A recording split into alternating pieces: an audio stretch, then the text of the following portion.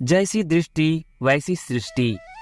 एक बार राजा भोज की सभा में एक व्यापारी ने प्रवेश किया। राजा भोज की दृष्टि उस पर पड़ी तो उसे देखते ही अचानक उनके मन में विचार आया कि कुछ ऐसा किया जाए ताकि इस व्यापारी की सारी संपत्ति छीनकर राजकोष में जमा कर दी जाए। व्यापारी जब तक वहां रहा, भोज का मन रह रहकर उसकी संपत्ति को हड़प लेने का करता।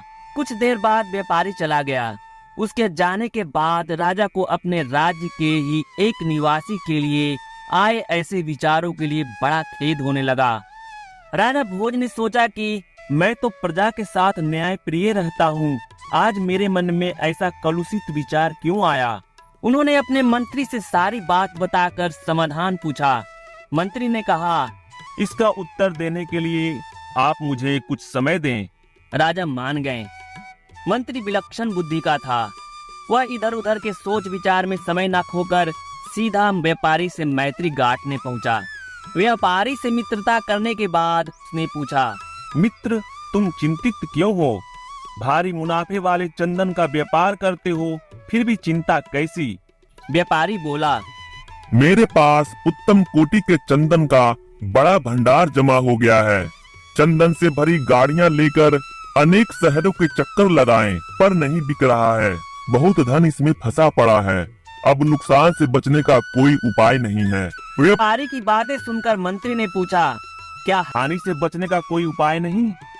व्यापारी हंसकर कहने लगा, अगर राजा भोज की मृत्यु हो जाए तो उसके दाह संस्कार के लिए सारा चंदन बिक सकता है।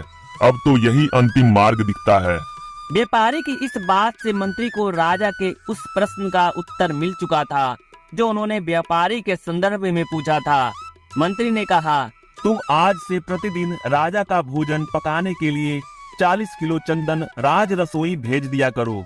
पैसे उसी समय मिल जाएंगे। व्यापारी यह सुनकर बड़ा खुश हुआ। प्रतिदिन और नकद चंदन बिक्री से तो उसकी समस्या ही दूर हो जाने वाली थी। वह मन ही मन राजा के दीर्घायु होने की कामना करने लगा ताकि राजा की रसोई के लिए चंदन लंबे समय तक बेचता रहे। एक दिन राजा अपनी सभा में बैठे थे। वह व्यापारी दोबारा राजा के दर्शनों को वहां आया। उसे देखकर राजा के मन में विचार आया कि यह कितना आकर्षक व्यक्ति है, इसे कुछ पुरस्कार स्वरूप अवश्य दिया जाना चाहिए। राजा ने मंत्री से कहा, यह व्यापारी पहली बार आया था तो उस दिन मेरे मन में कुछ बुरे भाव आए थे और मैंने तुमसे प्रश्न किया था। आज इसे देखकर मेरे मन के भाव बदल गए। इसे दूसरी बार देखकर मेरे मन में इतना परिवर्तन कैसे हो गया?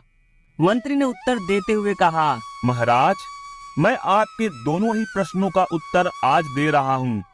यह जब पहली बार आया था तब यह आपकी मृत्यु की कामना रखता था। अब यह आपके लंबे जीवन की कामना करता रहता है। इसलिए आपके मन में इसके प्रति दो तरह की भावनाओं ने जन्म लिया है। जैसी भावना अपनी होती है वैसा ही प्रतिबिंब दूसरे के मन पर पड़ने लगता है। दोस्तों, यह एक मनोवैज्ञानिक सत्य है। हम किसी व्यक्ति का मूल्यांकन कर रहे होते हैं तो उनके मन में उपजते भावों का उस मूल्यांकन पर गहरा प्रभाव पड़ता है। इसलिए जब भी किसी से मिले तो एक सकारात्मक सोच के साथ ही मिले ताकि आपके शरीर से सकारात्मक ऊर्जा निकले और वह व्यक्ति उस सकारात्मक ऊर्जा से प्रभावित होकर आसानी से आपके पक्ष में विचार करने के लिए प्रेरित हो सके, क्योंकि जैसी दृष्टि होगी वैसी सृष्टि होगी। तो मित्रों, आपको यह कहानी कैसी लगी? अपने विचार नीचे कमेंट बॉक्स में जरूर बताएं। साथ ही ऐसे ही अन्य कहानियों के लिए दिव्य लीला चैनल को सब्सक्राइब करना ना भूलें। धन्यवाद।